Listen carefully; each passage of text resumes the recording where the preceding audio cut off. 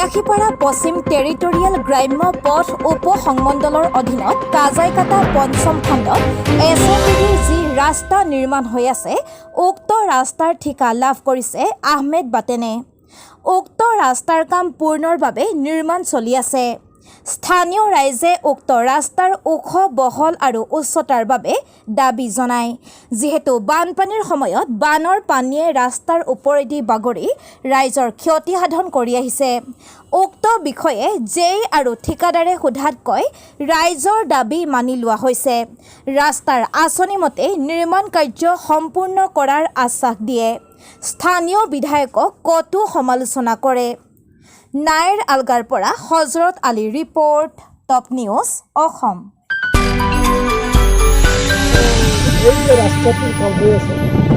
এই ৰাস্তাটো সম্পৰ্কে আপুনি কি আছে? মই এই ৰাস্তাটো সম্পৰ্কে মই এটা ক'ব পাৰোঁ, মংগল চলঞ্চলৰ যিটো PW ৰোড, মই নাইৰৰ পৰা যিটো কাজাকাটা ভিলেজ বহুতো ষ্টুডেণ্ট আছে, বানপানীৰ সময়ত যেতিয়া ষ্টুডেণ্টে ভিলেজ যাব লাগে, নানান ধৰণৰ স্কুলত যাব লাগে, ৰোডৰ খুব অসুবিধা হৈ যায়। কৃষিভূমিত যিটো পানীৰ ৰোডত আহি যায়, এই ৰোডখনৰ ওপৰত ভৰপূৰ হৈ যায়, ৰোডখন এনেই ভাঙি ৰোডটো এনেকুৱা অৱস্থা হৈ যায়, চলা ফুৰা যোৱা অৱস্থাটো একেবাৰে বেয়া পথত আগবাঢ়ি হৈ যায়। কিন্তু এই ৰাস্তাখনৰ ষ্টুডেণ্ট 60 লাখ টকাৰ কাম আছিল আৰু মই বাটেনক এটা কল কৰিবলৈ কৈছিলোঁ, কল কৰি ঠিকাদাৰৰ নাম কি আছিলে? ঠিকাদাৰৰ নাম আছিল বাটেন। আৰু বাটেনে বৰ্তমান যিটো কাম কৰি আছে এই কামখিনিৰ ওপৰত আপুনি কি কামখিনিৰ ওপৰত মই এটা ক'ব পাৰোঁ। বাটেনক মই ক'ব বিচাৰোঁ যে ৰাইজৰ চকুৰ কাৰণে, ভালৰ কাৰণে আপুনি যি কামটো কৰি আছে এইটো একেবাৰে বেয়া কাম কৰি আছে। যিটো ৰাস্তাৰ কাম PW ৰোডৰ কাম আছিল, মাটি 1 গাড়ী 2 গাড়ীমান পেলাই আছে মই জানো, কিন্তু ইটো ৰাস্তাৰ মাটি কাটি আনি সিটো ৰাস্তাত পেলাই দি আছে। কিন্তু বেলেগৰ পৰা যে মাটি কিনি আনি দিব লাগে সেইটো কাম কৰা নাই বাটেনে। আৰু ৰাস্তাৰ যিটো কাম আছিল এইটো ইমান ভালকৈ নহয়, আপোনালোকে ৰাইজে জানে। কি হ'ব? CC এইটো এটা ব্লক কৰিব, এইটো ব্লকৰ কাম আছে নেকি? ব্লক কৰিব।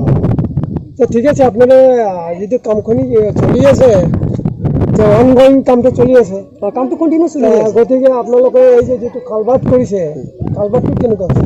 কালভাৰ্টটো যেনেকুৱা হৈছে, কালভাৰ্টটোৰ কাম কিমান টকাত আছিল? 22 লাখ টকা ন? কালভাৰ্টটোৰ কাম 22 লাখ টকা আছিল। আৰু গালপাৰাৰ যিটো ৰডৰ কিমান আছিল? এইটো 8 mm ন? এইটো ৰড কিমান দিব লাগিছিল?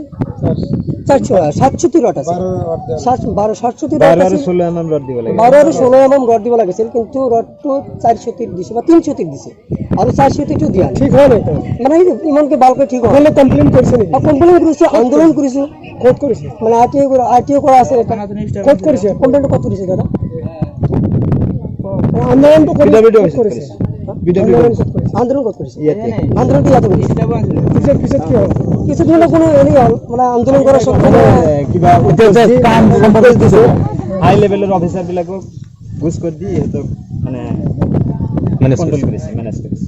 কিন্তু কামত পৰিৱৰ্তন কৰা কাম একো পৰিৱৰ্তন হোৱা নাই। আৰু স্থানীয় বিধায়কৰ কিবা কৈছে নাই? স্থানীয় বিধায়ক মাতি আনিছিলোঁ, সি আৰু ওপৰ লেভেলৰ অফিচাৰক ফোন কৰি কৈছে, কিন্তু সিহঁতে পাত্তা দিয়া নাই। MLAৰ কথাটো সিহঁতে পাত্তা দিয়া নাই। এনেই কাম চলি আছে। এতিয়া আপোনালোকৰ দাবীটো কি আছে? আমাৰ দাবীটো হ'ল ব্ৰিজটো আৰু ওখ হ'ব লাগিব আৰু ৰাস্তাটো আৰু 3 ফুটমান